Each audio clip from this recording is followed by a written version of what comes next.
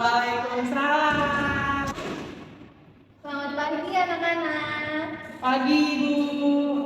Gimana kabarnya? Pada sehat? Sehat. Sebelum memulai pelajaran, alangkah baiknya kita berdoa, dipimpin oleh Fakih. Siap, berdoa dimulai. Berdoa selesai, beri salam. Assalamualaikum warahmatullahi wabarakatuh. SD yang pasif dalam pembelajaran umumnya adalah anak yang cenderung kurang terlibat aktif dalam proses belajar di kelas. Anak-anak ini bisa jadi tampak tidak antusias, kurang memberikan respon terhadap pertanyaan, dan jarang mengajukan pertanyaan atau berpartisipasi dalam diskusi kelas.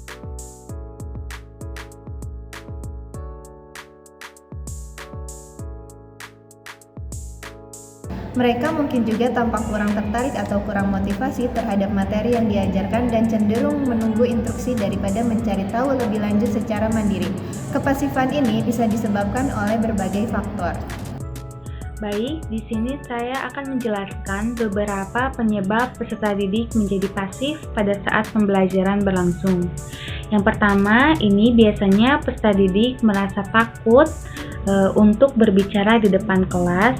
Dan biasanya peserta didik ini memiliki rasa tidak percaya diri gitu untuk bertanya atau menjawab pertanyaan yang ditanyakan oleh guru gitu. Biasanya kan kalau misalnya guru bertanya atau dia ingin menjawab gitu, harus mengacungkan tangan gitu atau enggak berdiri di bakunya masing-masing gitu. Jadi otomatis dilihat oleh teman-temannya gitu kan. Jadi biasanya peserta didik ini merasa tidak percaya diri gitu kan, takutnya salah berbicara gitu, sehingga ada kekhawatiran kalau misalnya dia salah berbicara ini bakal diejek gitu oleh teman-temannya gitu, sehingga kebanyakan peserta didik ini memilih untuk diam. Dan selanjutnya ada peserta didik yang merasa tidak nyaman dengan materi pembelajaran yang diajarkan gitu. Biasanya kan peserta didik ini jadi tidak tertarik gitu ya apabila gurunya tuh hanya menerangkan saja gitu, berbicara terus-menerus gitu. Karena kan peserta didik bakal bosen ya kalau misalnya cuma mendengar saja gitu. Dan dapat dilihat gitu kalau misalnya peserta didik udah mulai mencoret-coret bukunya atau tidur-tiduran, kepalanya tuh nempel di meja gitu. Terus apalagi kalau misalnya peserta didik ini sampai tertidur gitu di mejanya gitu, terus sampai mengobrol dengan temannya saking bosannya pembelajaran tersebut. Dan yang ketiga, di sini ada peserta didik yang mengalami kecemasan atau stres yang dapat menghambat kemampuan untuk berpartisipasi dalam pembelajaran tersebut. Hal ini sih biasanya disebabkan oleh tekanan orang tua dan guru ya. Apalagi masalah di luar sekolah atau masalah lain gitu, biasanya jadi peserta didik ini malah kepikiran sesuatu gitu. Jadi pada saat pembelajaran berlangsung tidak konsentrasi gitu, jadi dia pikirannya kemana-mana gitu. Terus yang keempat, di sini ada kemungkinan peserta didik ini memiliki keterbatasan dalam hal kemampuan akademis atau bahasa gitu, yang dapat membuat mereka ini merasa sulit untuk terlibat dalam pembelajaran tersebut gitu. Biasanya sih misalnya kan ada peserta didik ini yang belum lancar berbicara gitu, jadi biasanya harus dibantu gitu kan sama temennya gitu biasanya. Jadi kalau misalnya ingin menyampaikan sesuatu, si peserta didik ini kayak merasa agak grogi nih gitu, jadi harus dibantu oleh teman-temannya gitu. Terus kemampuan akademisnya ini terbatas gitu. Jadi misalnya dia aktifnya di non akademis gitu kan. Jadi dia tuh lebih main ke fisik gitu daripada ke pikiran, ke yang membuat dia tuh kurang minat gitulah di pembelajaran berlangsung gitu. Terus ada juga peserta didik yang kurang mendapatkan dukungan dari orang lain, guru atau orang tua, bahkan lingkungan sekitarnya gitu, sehingga menjadi pasif dalam pembelajaran gitu. Apalagi kalau misalnya nih dia senangnya di ngegambar gitu. Padahal dia tuh bilang kalau misalnya aku senang menggambar gitu, tapi kurang didukung gitu sama orang tua. Terus gurunya juga kurang memberikan perhatian gitu.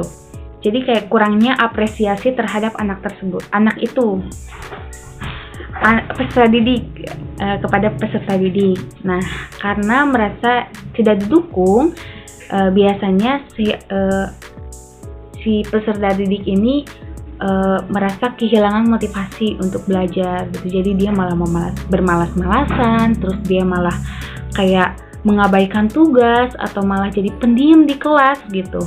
Jangan sampai dia malah malas untuk bersekolah gitu. Nah, selanjutnya ada soal berikutnya. Siapa yang mau mengisi? Tika belum ya? Ayo Tika. Kenapa Tika diam aja? Ayo kita dibantu sama ibu kalau salah, nggak apa-apa. Yaudah saya aja Bu. Oh ya udah, gimana saja. Berikutnya adalah beberapa solusi untuk membantu mengatasi anak-anak yang pasif dalam pembelajaran. Yang pertama, menciptakan lingkungan yang aman dan dukungan. Ini dapat mencakup mempromosikan budaya penghargaan dan dukungan di kelas atau di rumah. Yang kedua, menggunakan metode pembelajaran yang beragam, misalnya seperti diskusi kelompok, proyek, kolaboratif, permainan, atau bahkan demonstrasi praktis yang dapat membantu menarik minat anak-anak yang memiliki gaya belajar yang berbeda.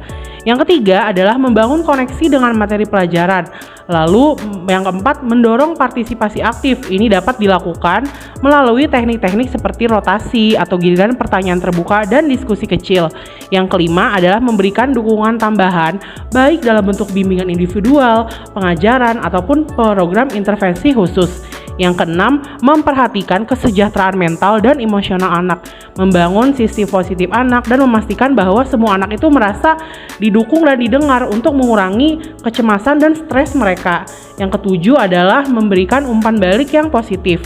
Dan yang kedelapan adalah melibatkan orang tua dalam kolaborasi antara orang tua dan guru, sangat penting dalam mendukung perkembangan akademis anak-anak.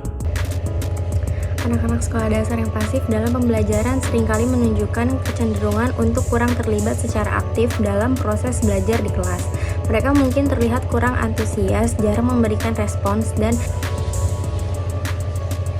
enggan untuk berpartisipasi dalam diskusi kelas. Penyebab kepasifan ini bervariasi, mulai dari ketidakberanian berbicara, ketidaknyamanan dengan materi pembelajaran, hingga kecemasan atau stres yang menghambat kemampuan mereka untuk belajar. Selain itu, keterbatasan kemampuan atau kurangnya dukungan dari lingkungan sekitar juga dapat menjadi faktor penyebab.